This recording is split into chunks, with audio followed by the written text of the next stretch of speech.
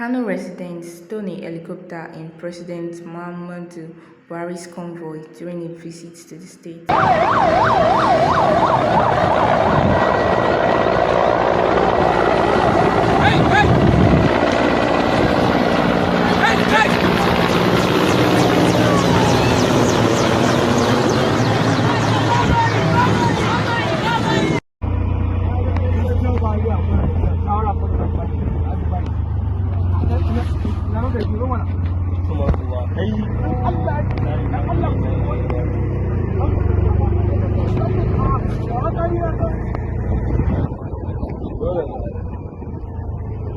Kafin ma ya zuke na kai kasar zuwa kan cikin da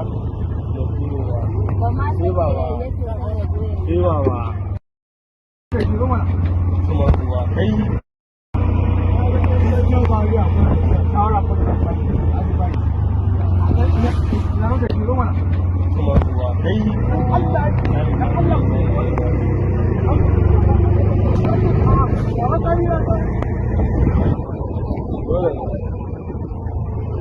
kafin ma ya zuke na kai kasar zuwa kan cikin da